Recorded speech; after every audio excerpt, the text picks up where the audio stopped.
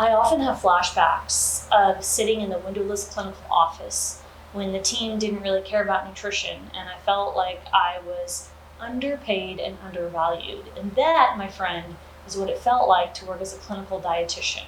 Now, I understand that not all experiences are the same, but I will tell you I was grossly underpaid and undervalued, and I didn't love it. I didn't love my clinical experience, and I used that time and energy when I had some free pockets to build a consulting business. So in today's video, I want to share with you that my journey wasn't easy and I had struggles, and I hope that sharing them with you can inspire you to reflect on your own struggles and learn how to work past them.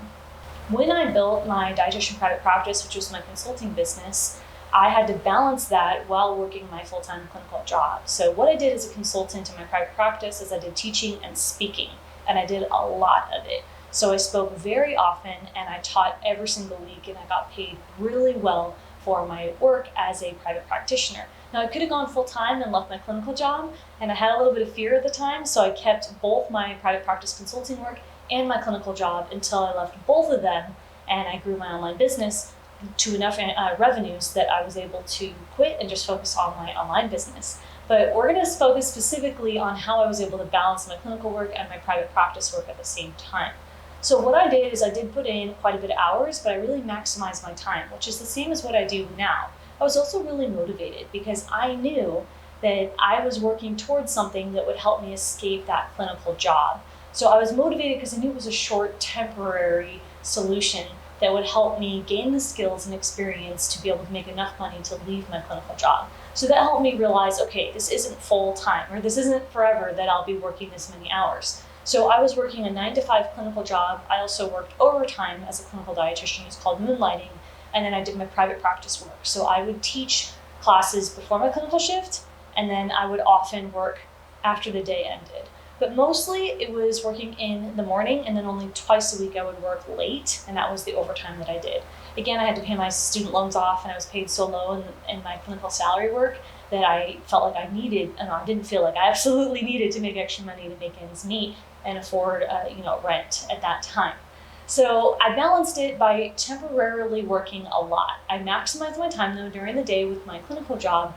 I found out how many patients I needed to see per day. I always saw more than what was expected, and I did have some free time in my day, at least a few hours. And during that time, I focused on building my courses and building out my private practice work.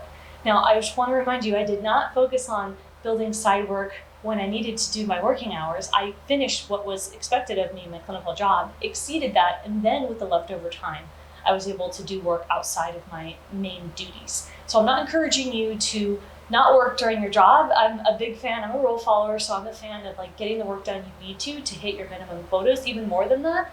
But then if and when you have extra time, the question is, how do you invest that time? And for me, I invested that time and energy into building my private practice as a consultant. And I always had free time throughout the day, at least a few hours every day. So I wasn't being maximized at my job. So I said, okay, if this is the case, then I'm going to work something else. I'm going to show you a story that I haven't shared in a while. And that's that I've worked more than one clinical job. And I'll tell you, they've all been the same. Underpaid, undervalued, and I've actually had free time at every single clinical job that I've worked at. Now, let me know in the comments below if you don't have free time. I don't know, maybe if you work at ICU or you work at a really good hospital, maybe that you don't have a lot of free time, but I worked 3+ clinical jobs and I always had a ton of free time because they weren't maximizing the nutrition department. They weren't sending consults, enough consults. Even when I was a clinical nutrition manager, me and the dietitian that I oversaw, we both had a lot of free time. So I used that free time. After I saw through my clinical jobs, I had all this free time. I was like, well, I'm really going to put my nose to the grind and I'm going to get out of this clinical job experience because it is draining and I feel like I'm not using my degree and I don't feel like I'm worthy and I'm definitely broke. So that motivated me to put in the extra hours, knowing I had a time frame, right? I only did that for a few years until I was able to work out of that experience. The transition to full-time happened when I was able to put a number on it. So I was able to make recurring revenues from my private practice, doing the coaching and consulting. And I'm going to be honest, I could have quit a lot sooner, but I did have a lot of fear. And so when our clients come to us and they say they have that fear, I understand because I was there. I was insecure. I hadn't been a full-time entrepreneur like that before, to that degree. At that point in my life, I felt like, I was feeling insecurity. So I kind of waited a little too long. What did help was that I was making private practice consultant monies and I was building my business helping other dietitians. And that combined salary is what helped me decide to quit my clinical job and go all in with my online business. So at that point, it was really coming down to math. What is my annual, or what are my monthly revenues? What's my recurring revenues? And then I think once I hit an annual revenue at a rate where I felt comfortable leaving my job, I finally pulled the plug. And I love, one of my favorite things to do is helping our clients decide when to quit their clinical job as well and go full time. But that can be a really private thing because it depends on spousal income, it depends on your cost of living, maybe your loans, a few other factors can go into play. So I want you to think about that number for you individually. Now I do have a free guide about when is it right time to quit your clinical job, so you can grab that link below because that is a pretty popular question that we get.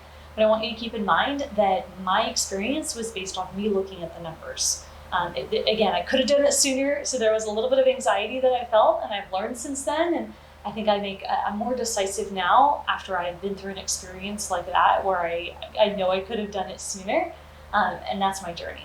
So if you're interested in learning more stories about what it was like for me to be in clinical, I linked a video up above. And if you're interested in working with my team in a coaching capacity, I want you to fill out an application in the description box. If you're not ready right now for that investment and you want access to our content and you're the kind of person that likes to do it yourself on a budget, we do have a library that gives you our resources and constant support from the team with your ability to apply on your own. And that would be our Academy library. So I've got a link to that in the description below. We'll see you next time.